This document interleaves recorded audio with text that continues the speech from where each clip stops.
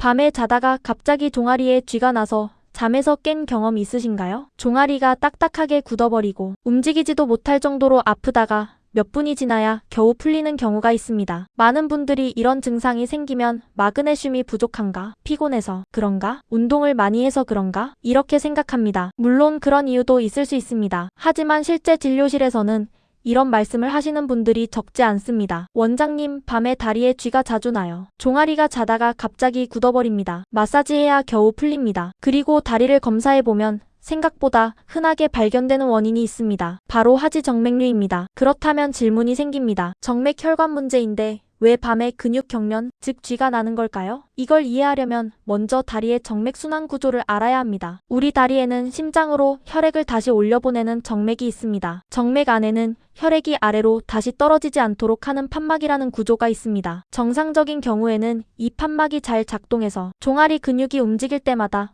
혈액이 위쪽으로 밀려 올라가고 다시 내려오지 않습니다. 그래서 다리 혈액이 원활하게 순환하게 됩니다. 그런데 하지정맥류가 생기면 이 판막 기능이 약해지거나 망가지면서 문제가 발생합니다. 혈액이 위로 올라갔다가 다시 아래로 역류하게 됩니다. 이렇게 되면 다리 정맥 안에 혈액이 고이면서 정맥 압력이 점점 올라가게 됩니다. 특히 하루 종일 서 있거나 앉아있는 시간이 길면 다리 쪽으로 혈액이 더 많이 몰리게 됩니다. 그래서 많은 분들이 아침에는 괜찮은데 저녁이 되면 다리가 무겁습니다. 퇴근하면 종아리가 묵직합니다. 이런 이야기를 하게 됩니다. 이게 바로 정맥 압력이 올라가는 현상입니다. 그런데 밤이 되면 여기에 또 하나의 변화가 생깁니다. 밤에 누워서 자면 다리는 거의 움직이지 않습니다. 즉 종아리 근육이 혈액을 펌프처럼 밀어 올려주는 기능이 거의 멈추게 됩니다. 이 상태에서 이미 정맥 순환이 좋지 않은 경우 다리 정맥 안에는 혈액이 더 쉽게 고이게 됩니다. 이때 생기는 변화가 있습니다. 정맥 압력이 올라가면서 주변 조직의 미세순환이 떨어지고